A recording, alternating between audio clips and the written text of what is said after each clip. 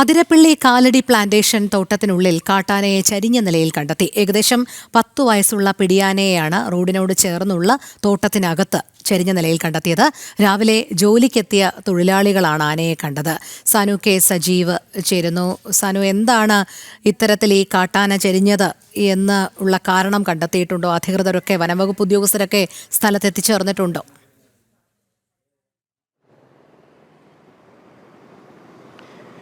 ഇന്ന് രാവിലെയാണ് അതിരപ്പള്ളിയിലെ ജനവാസ മേഖലയായിട്ടുള്ള പ്രദേശത്തെ തോട്ടിൽ കാട്ടാനയെ ചെരിഞ്ഞ നിലയിൽ കണ്ടെത്തിയിട്ടുള്ളത്. അതിരപ്പള്ളി കാലടി പ്ലാന്റേഷൻ തോട്ടത്തിനുള്ളിലാണ് ഇത്തരത്തിൽ കാട്ടാന തോട്ടിനുള്ളിൽ മരിച്ച നിലയിൽ കാണപ്പെടുന്നത്. ഏകദേശം 10 വയസ്സുള്ള പിടിയാനേനെയാണ് ഈ തോട്ടിൽ മരിച്ച നിലയിൽ കണ്ടെത്തിയിട്ടുള്ളത്. അതായത് ഈ പ്രദേശത്ത് കഴിഞ്ഞ കുറേ നാളുകളായിട്ട് കാട്ടാനയുടെ സാന്നിധ്യമുണ്ടായിരുന്നു.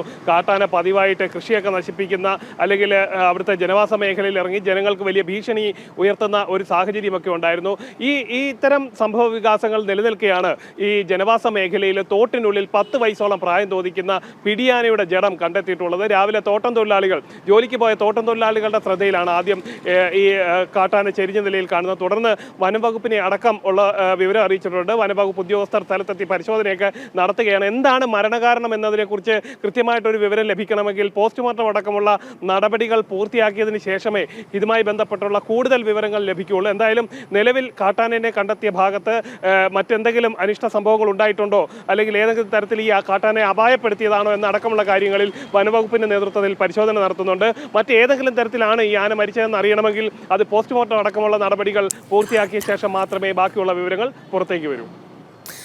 അതെ സാനു, അതോടൊപ്പം നേരത്തെ തന്നെ വലിയ രീതിയിൽ ഈ ജനവാസ മേഖലയിൽ ആന ഇറങ്ങുന്നതുമായി ബന്ധപ്പെട്ടുള്ള പരാതികൾ ഉണ്ടായിരുന്നു.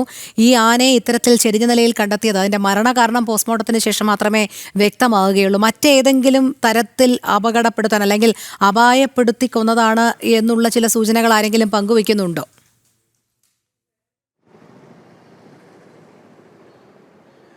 നിലവിലെ സാഹചര്യത്തിൽ അത്തരം സംശയങ്ങളൊന്നും ഇല്ലെങ്കിലും അങ്ങനെ എന്തെങ്കിലും സംഭവിക്കാനുള്ള സാധ്യതയും വനംവകുപ്പിന്റെ ഭാഗത്തു നിന്ന് തള്ളിക്കളയുന്നില്ല. അതായത് ഈ അതിരപ്പള്ളി മേഖലയിലെ ആ പ്രദേശങ്ങളിലെല്ലാം പതിവായിട്ട് കാട്ടാനയുടെ സാന്നിധ്യമുണ്ട്. ഒപ്പം തന്നെ കഴിഞ്ഞ ദിവസമൊക്കെ നമ്മൾ റിപ്പോർട്ട് ചെയ്ത പോലെ പുലിയുടെ സാന്നിധ്യം ഉണ്ടായ പ്രദേശത്താണ് ഇത്തരത്തിൽ തോട്ടിൽ 10 വയസ്സോളം പ്രായം തോന്നിക്കുന്ന പിടിയാനയുടെ ജഡം കണ്ടെത്തിയിട്ടുള്ളത്.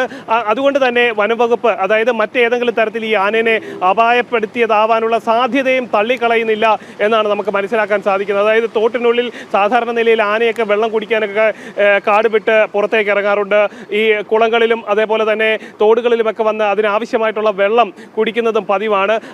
അങ്ങനെയുള്ള അത്തരം കാര്യങ്ങളൊക്കെ ചെയ്യുമ്പോൾ അപകടത്തിൽപ്പെട്ട് ആന ചെരിയുന്ന ഒരു സാഹചര്യം ഉണ്ടാവാറില്ല. അല്ലെങ്കിൽ അത്തരം സംഭവങ്ങളിലൊന്നും ആന വെള്ളത്തിൽ വീണ് അപായപ്പെടാനുള്ള സാധ്യതയില്ലെന്നും അത്തരം കാര്യങ്ങളെല്ലാം പൂർണ്ണമായിട്ടും വനംവകുപ്പ് തള്ളിക്കളയുന്നുണ്ട്. ഈ പതിവായിട്ട് കാട്ടാനയുടെ സാന്നിധ്യം ഉണ്ടാകുന്ന കൃഷിയൊക്കെ നശിപ്പിക്കുന്ന ഒരു സാഹചര്യത്തിൽ ആ പ്രദേശത്തെ ജനങ്ങൾ വലിയ പ്രതിഷേധത്തിലായിരുന്നു. അതുകൊണ്ട് തന്നെ ഏതെങ്കിലും തരത്തിൽ ഈ കാട്ടാനയെ അപായപ്പെടുത്തിയതാവാനുള്ള സാധ്യതയും വനംവകുപ്പ് തള്ളിക്കളയുന്നില്ല.